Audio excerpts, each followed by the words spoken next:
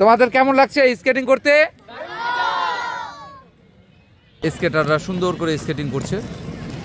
বাংলাদেশে কোথাও নাই, এটাই প্রথম। এখন পর্যন্ত দ্বিতীয় কোনো স্কেটিং গ্রাউন্ড হয়নি।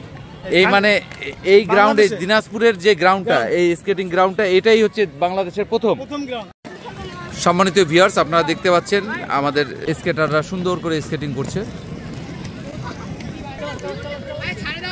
ছোট ছোট স্কেটাররা দেখেন কিভাবে সুন্দর করে স্কেটিং করছে।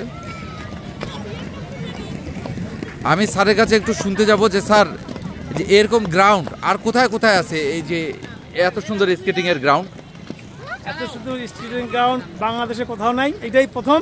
এখন পর্যন্ত দ্বিতীয় কোনো স্কেটিং গ্রাউন্ড হয়নি। এই মানে এই গ্রাউন্ডে দিনাজপুরের যে গ্রাউন্ডটা, এই স্কেটিং গ্রাউন্ডটা এটাই হচ্ছে বাংলাদেশের প্রথম গ্রাউন্ড, আর দ্বিতীয় কোনো গ্রাউন্ড হয়নি। আমারও জানা ছিল না।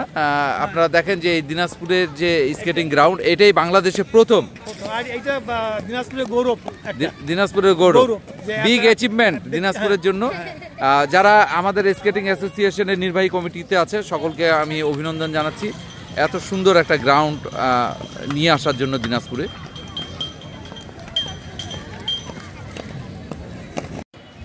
সম্মানিত ভিউয়ার্স, আসসালামু আলাইকুম।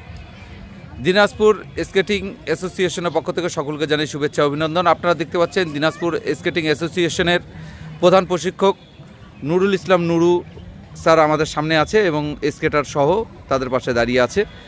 আমরা দেখতে পাচ্ছি যে আমাদের শিশু পার্কে যে গ্রাউন্ড আছে স্কেটিংয়ের, প্রতি শুক্রবার এবং শনিবার এখানে নিয়মিত প্র্যাকটিস করায় স্যার, এবং এখান থেকেই আমাদের এই ক্ষুদে স্কেটাররা দেশব্যাপী সুনাম অর্জন করে নিয়ে আসছে দিনাজপুরের জন্য। তারা দেশে বিভিন্ন স্কেটিং ক্রীড়া প্রতিযোগিতায় অংশগ্রহণ করে চ্যাম্পিয়নশিপ তারা অর্জন করছে। আমরা একটু স্যারের কাছে শুনবো স্কেটারদেরকে নিয়ে আপনি যে প্রতিনিয়ত, হ্যাঁ আমি দেখি সেই সকাল থেকে বিকাল পর্যন্ত আপনি তাদেরকে নিয়ে থাকেন, আপনাকে কেমন লাগে একটু আপনার অনুভূতিটা জানাবেন, আর স্কেটিংয়ের কেন প্রয়োজন সেটাও আপনি একটু জানাবেন। আসসালামু আলাইকুম।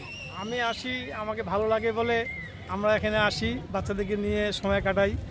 হ্যাঁ, আর এখানে আসা উদ্দেশ্য হলো মনটা ভালো থাকে বাচ্চাদের সঙ্গে। আমার তো এমনি হার্টের ব্লক 3টা, একটা 185, এটা 80। হ্যাঁ, ওই জন্য বিশেষ করে আসা। হ্যাঁ, বাচ্চাদের সঙ্গে আমার কি বলবো, আর ভালো লাগে আমাকে। স্যার, এই খেলাধুলায় থাকলে মোবাইল থেকে কি এরা দূরে থাকে?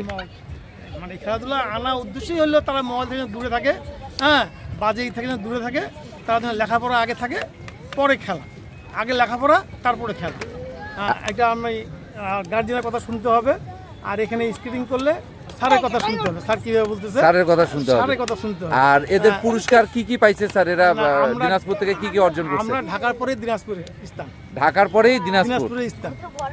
আচ্ছা আচ্ছা, গুড অ্যাচিভমেন্ট স্যার। আপনি এই ধারাবাহিকতা বজায় রাখেন, এই প্রার্থনা করি সবসময়। তোমাদের কেমন লাগছে স্কেটিং করতে?